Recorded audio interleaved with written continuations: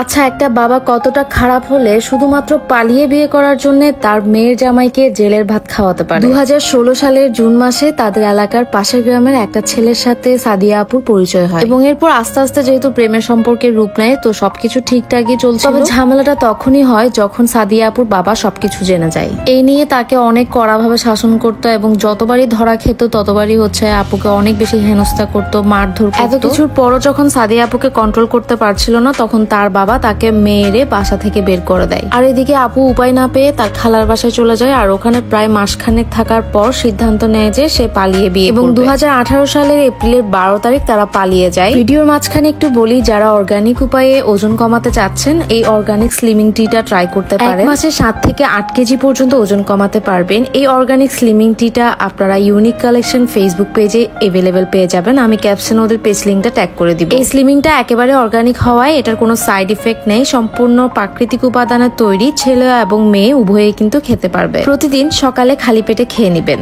চলেন এবার আমাদের ব্লগে ব্যাক করা যাক। আপনারা শুনলে অবাক হবেন, আমি সাদিয়া আপুর যে গল্পটা বলছি এটা একেবারে বাস্তব, এবং বরঞ্চ এটা কিন্তু টিভি চ্যানেলেও আপলোড হয়ে আছে এই নিউজ। এদিকে ওরা সুন্দর পালিয়ে বিয়ে করার পর ভেবেছিল যে ওদেরকে আর কেউ আলাদা করতে পারবে না। এদিকে তার বাবা তাকে মিথ্যা আশ্বাস দেয় তাকে মেনে নিবে তার হাজবেন্ডকে সহ। আবার ঠিক উল্টো দিকে গিয়ে তার হাজবেন্ডের নামে এবং তার শ্বশুরের নামে, তার দেবরের নামে অপহরণের মামলা দেয়। আচ্ছা, আপনারা কিন্তু আমাদের কাছ থেকে নেল এক্সটেনশন করাতে পারবেন। যারা আমাদের কাছে নেল এক্সটেনশন করাতে চাচ্ছেন আমাদের পেজে ইনবক্স করবেন। এন্ড শুধুমাত্র 3500 টাকা থেকে স্টার্ট হয় আমাদের নেল এক্সটেনশনের প্রাইস। 3500 থেকে 5000 এর মধ্যেই কিন্তু সুন্দর সুন্দর নেল এক্সটেনশন করতে পারবেন। তারপর যেটা বলছিলাম, তো সাদিয়া আপুকে গিয়ে তার বাবা মিথ্যা আশ্বাস দিয়ে মেনে নিবে বলে বাড়িতে ডেকে এনে আটকে রাখে, আর ওদিক দিয়ে তার হাজবেন্ডের নামে মামলা দিয়ে দেয়। এদিকে পুলিশ তদন্তে এসে সাদিয়া আপুকে না পেয়ে তার হাজবেন্ডকে এবং শ্বশুরকে ধরে নিয়ে যায় এবং তাদেরকে রিমান্ড দেয়। মানে তার বাবার কথা তার মেয়েকে সে বাসায় রাখবে, আর ওদিকে তার হাজবেন্ডকে মামলার মধ্যে ঝুলিয়ে রাখবে। তবে এর মধ্যে অনেক কাহিনী হয়ে যায়। বাট 19 সাল থেকে 23 সাল পর্যন্ত সাদিয়া আপুর লাইফটা মোটামুটি ঠিকই চলছিল। বাট ঠিক চললে কি হবে, তার বাবা কি করে আবার আরো একটা মামলা দিয়ে দেয় 14 বছরের মেয়েকে ধর্ষণ এবং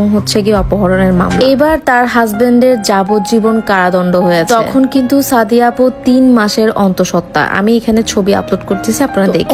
অনেক স্ট্রাগল করেছে মেয়েটা, দিনের পর দিন খেয়ে না খেয়ে পড়ে থাকছে।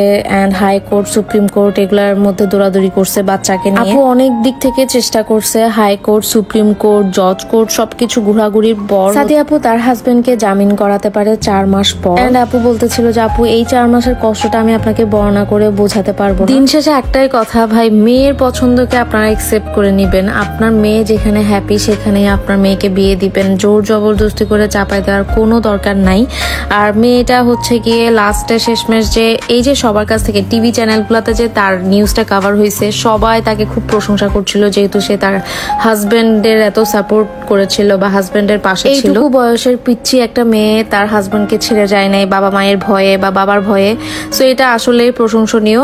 আমি এই ব্লগটা বা এই ভিডিওতে এই ভয়েস ওভার দেওয়ার পেছনে একটাই কারণ, আপুর অনেক রিকোয়েস্ট ছিল আপুর এই গল্পটা যাতে সবাই জানতে পারে, এন্ড সবাই যাতে ডেডিকেশন নিয়ে লাভটাকে এনজয় করে, লাভটা যাতে আমৃত্যু সেম। বাই দ্য ওয়ে, এটা আমার হাজবেন্ডের বার্থডে দিন ছিল। আমাদের জন্য দোয়া করবেন, সবাই ভালো থাকবেন। আল্লাহ হাফেজ।